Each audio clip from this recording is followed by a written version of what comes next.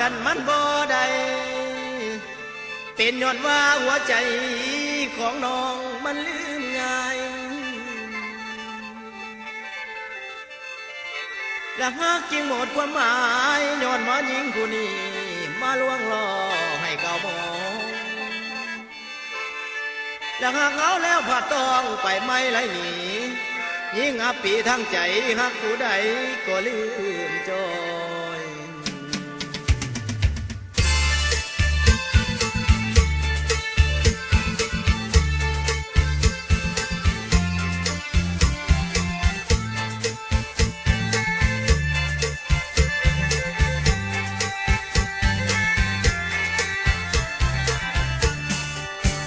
ดวงชะตาวาสนาของอ้ายมันน้อย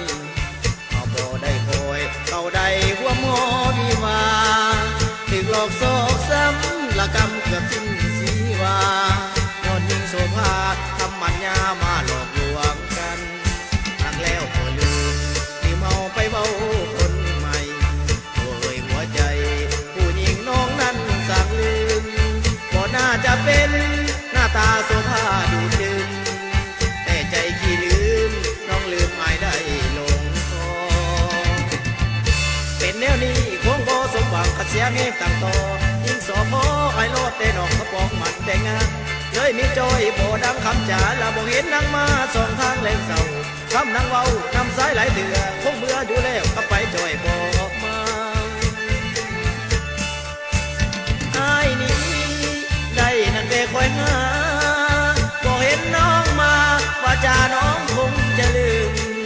น้องไปมีใหม่หิบไหลบ่หวนกันหนึ่งได้ดีทราบซึ้งคงบอกกันหนึ่งหวนมาใส่ความหมายไกลกันสายแล้วมันดังเงื้อแจ๋วไกลจากตะฟังจังแม่นสังผู้ยิ่งสู่มือบ่ขอเว้าแม่นต่อไปฮักแล้วก็อย่าลืมลาปากปล่อยฟังให้ใส่คอยก็ลืมจอยก็ลืมจอย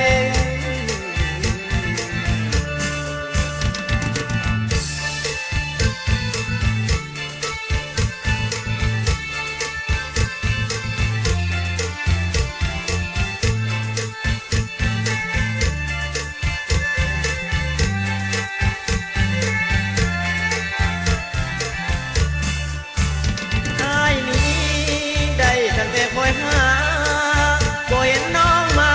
ว่าจาน้องคงจะลืมคงไปมีใหม่รีบไล่บ่หวนกันหนึ่งได้ที่ทราบซึ้งคงบอกกันหนึ่งหวนมาใส่ความหมายไกลกันสายแล้วมันดังเนื้อแจ๋วไกลจากตะฟังจังแม่นสังผู้ยิ่งสู่มือบ่ขอเว้าอีกก็ไปฮักแล้วก็อย่ายิ้มลาป้าปล่อยฟังให้ใส่คอยก็ลืมจอยก็ลืมจอย